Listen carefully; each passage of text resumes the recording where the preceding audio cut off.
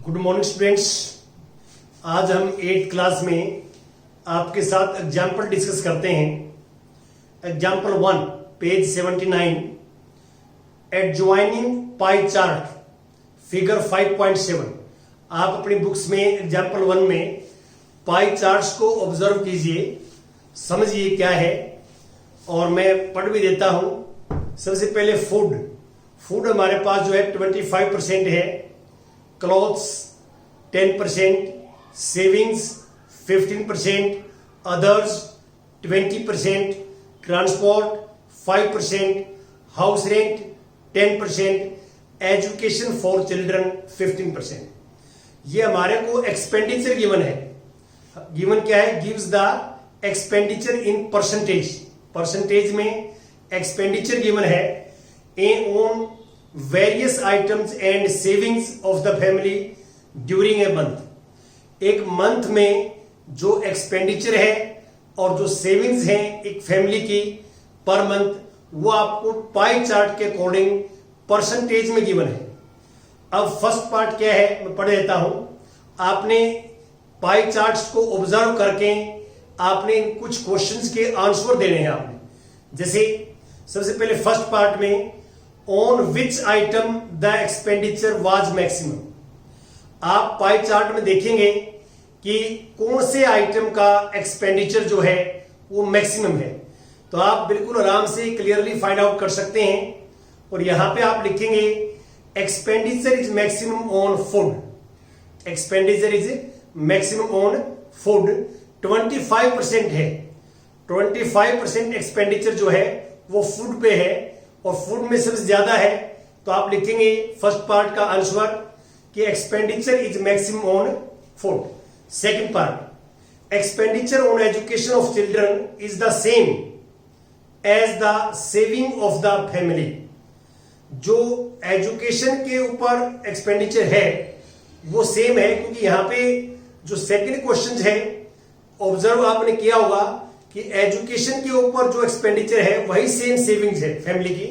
तो अब इसी का प्रश्न बनाया है क्वेश्चंस कि expenditure on which item is equal to the total saving of the family. जो फैमिली की टोटल सेविंग है, टोटल सेविंग, तो उसके इक्वल कौन सा एक्सपेंडिचर है ये गिवन है।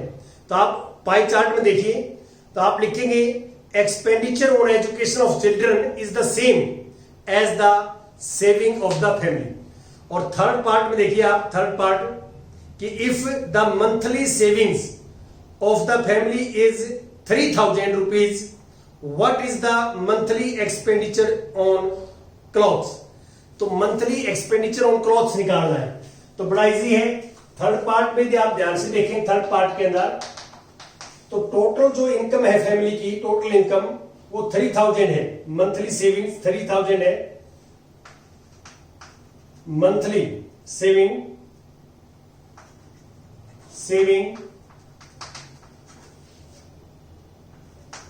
जो मंथली सेविंग है वो हमारे पास है 3000 rupees.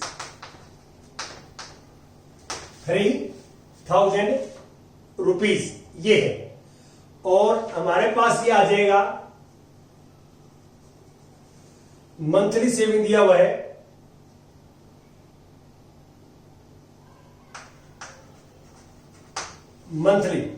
Monthly saving of the family is 3000।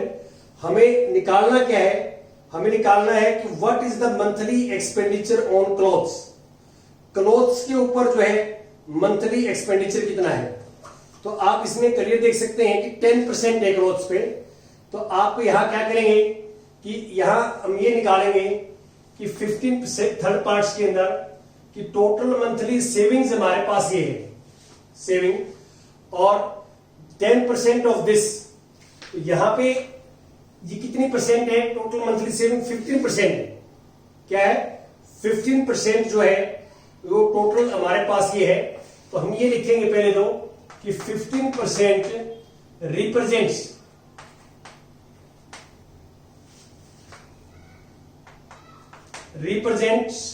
Rupees 3000। 15% represent rupees 3000। तो अब हमने क्या है क्लोथ्स का निकालना है। देयरफॉर 10%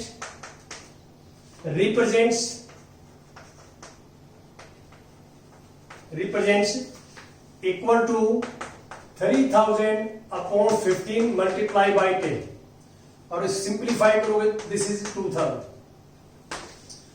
क्योंकि ये हमारे पास कैंसिल हो जाएगा 200 आ जाएगा और इसकी मल्टीप्लाई करेंगे 2000 आता है। यहाँ यूनाइटरी मेथड यूज किया है, शॉर्टकट में निकाल दिया इन्होंने।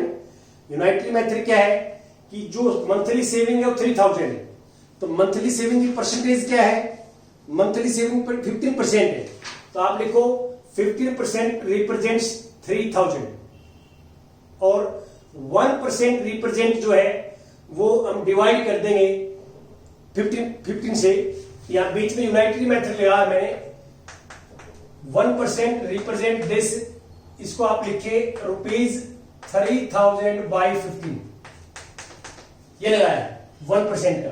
अब 10% निकालेंगे तो 10 से मल्टीप्लाई करेंगे, तो यहां भी 10 से मल्टीप्लाई करेंगे।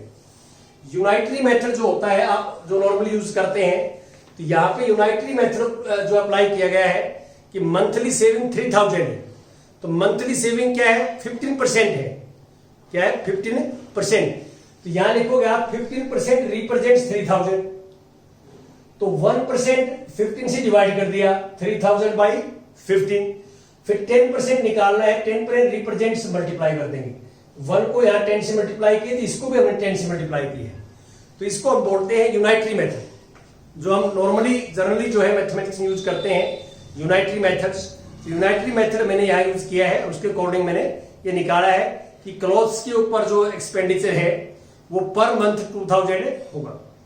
अब एग्जाम्पल नंबर 2 बात करता हूं मैं आपसे। एग्जाम्पल नंबर 2 ध्यान दीजिए कि on a particular day the sales in rupees of different items of bakers shop are given below.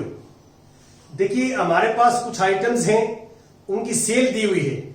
सबसे पहले देखो, ऑर्डिनरी ब्रेड 320 रुपीज की, fruit bread 80 rupees, cakes and pastries 160, biscuits 120, others 40, और टोटल जो है वो 720 रुपीज। ये टोटल सेल है, 720 रुपीज टोटल सेल है। और आपने क्या करना, draw a pie chart of this data. तो आपको देख सकते हैं कि फर्स्ट कॉलम थिंग्स है जो सोल्ड की, और ये अमाउंट है, तो थिंग्स और अमाउंट गिवन हो इस टाइप से, तो उसका पाई चार्ट इजी बनता है, इजी वे में बनता है पाई चार्ट। तो इसका पाई चार्ट बनाना है। देखो मैंने आपको एक लास्ट टाइम में एक एग्जांपल डिस्कस किया था आपके साथ कि पाई चार्ट जो हम बनाते हैं तो उससे पहले हम फ्रैक्शंस फाइंड आउट करते हैं। फ्रैक्शंस परसेंटेज से भी निकाल सकते हैं हम, और यहां परसेंटेज नहीं है, जो सेलिंग प्राइस दे रखे हैं पर आइटम उससे भी निकाल सकते हैं। तो पहले फ्रैक्शन फाइंड आउट होगी, और फ्रैक्शन से फिर हम सेंट्रल एंगल निकालेंगे। सेंट्रल एंगल, तो सेंट्रल एंगल क्या होता है कि 360 डिग्री बनता है कंप्लीट सर्कल का सेंटर पे। तो 360 को हम डिफरेंट वे से डिवाइड करते हैं पोर्शन के हिसाब से। तो ये हमने लास्ट टाइम जो एग्जांपल किया था फ्रैक्शन ऑफ 360, जो सेंट्रल एंगल्स है उसको हम बोलते हैं fractions of 360, fractions of 360 degree.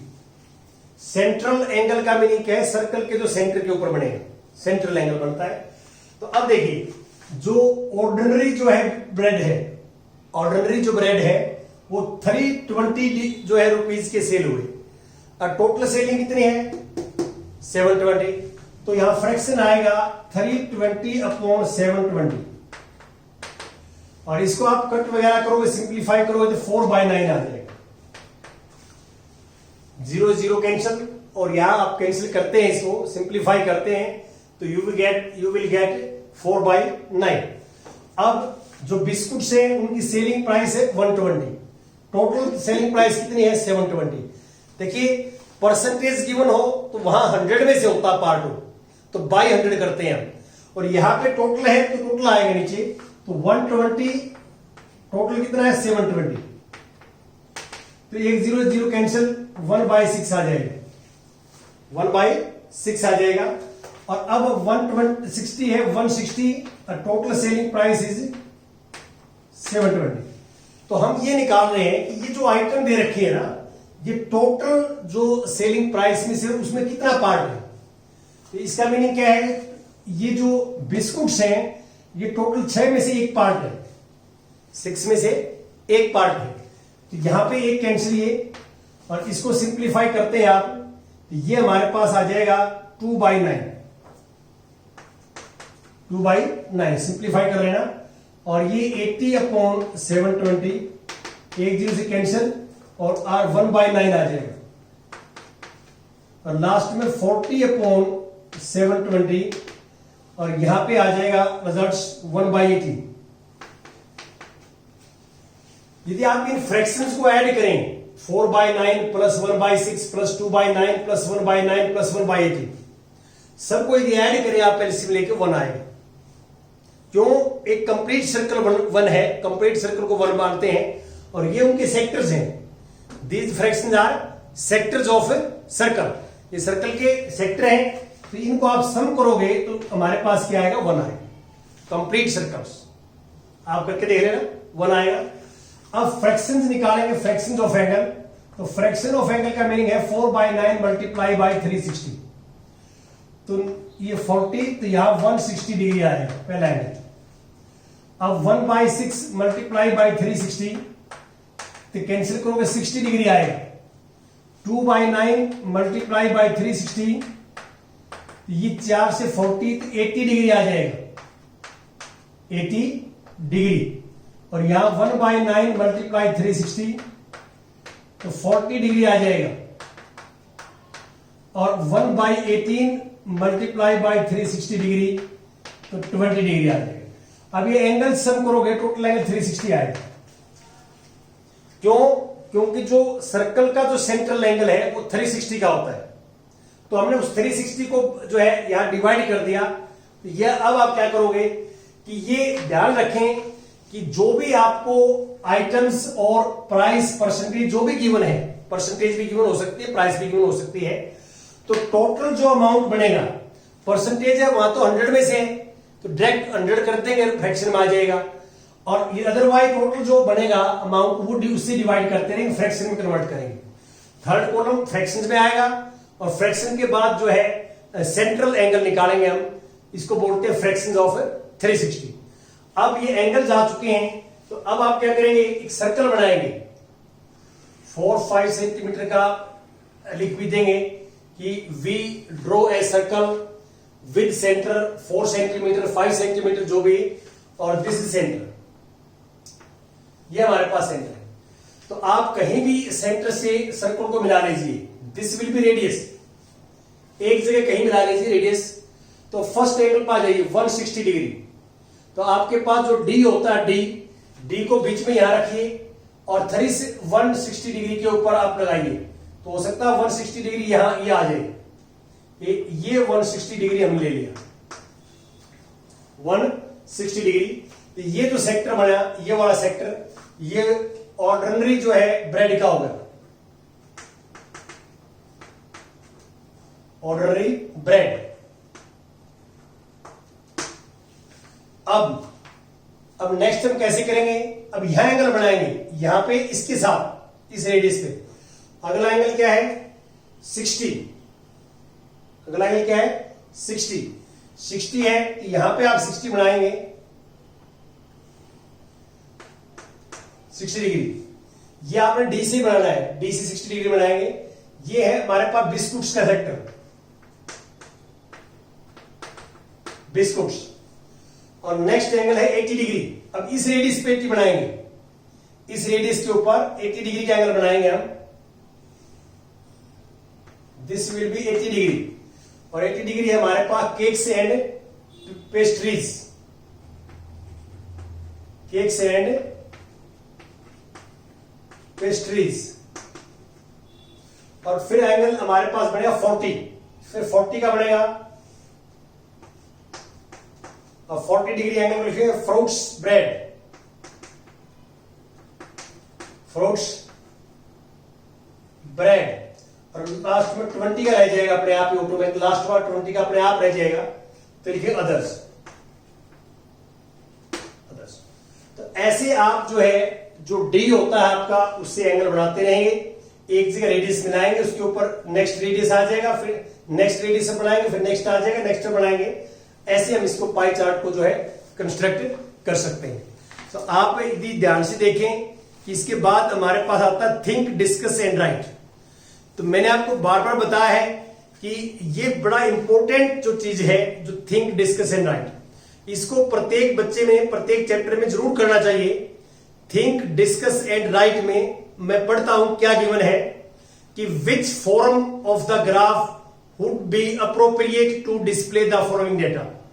आपको एक डेटा गिवन है और आप डेटा जो है ऑब्जर्व करेंगे और ये बताएंगे कि इस डेटा का सुटेबल ग्राफ कौन सा बनेगा। जैसे फर्स्ट है production of food grains of A state. State में जो प्रोडक्शन ऑफ जो है ग्रेन्स है वो आपको गिवन है स्टेटमेंट के अंदर। यदि आप ध्यान से देखें कि ये गिवन है तो इसको आपने ये बताना है कि इसका हिस्टोग्राम ग्राफ बनेगा, इसका जो है पाई चार्ट बनेगा या पिक्टोग्राम बनेगा या बार जो है ग्राफ बनेगा। जो आप इसके अंदर जो है इसको देखोगे, ऑब्जर्व करोगे, तो उसके अकॉर्डिंग आपने इसमें यह बताना है कि कौन सा जो ग्राफ इसमें बनाएं कि हमारे को इजीएस्ट वे से जो है उसके इंफॉर्मेशन जो है मिल जाए। तो ये 2001 में 60 है और 2002 में 50 है, तो इसका हम जो है बार ग्राफ बना सकते हैं। क्या बना सकते हैं? बार ग्राफ बना सकते हैं। बार ग्राफ से बड़ी इजी जो हॉरिजॉन्टल लाइन है वहां ईयर्स आ जाएंगी और जो वर्टिकल लाइन है वहां पे हमारे पास जो है ये प्रोडक्शन इन लाख टन्स में आ जाएगा। तो इसका बार ग्राफ बन सकता है। और इसका सेकंड पार्ट में देखिए, सेकंड पार्ट के अंदर इसके अंदर पाई चार्ट बन सकता है। पाई चार्ट क्योंकि नंबर ऑफ पीपल जो है 30, 40, 25, 25 ये 360 से कंप्लीट जो है डिवाइड हो जाएंगे और यहां से एंगल निकालने में हमारे को इजी रहेगा। तो पहला कॉलम तो आपको दे रखा है फेवरेट फूड और नंबर ऑफ पीपल यहां आ जाएंगे, टोटल 120 यहां आ जाएगा।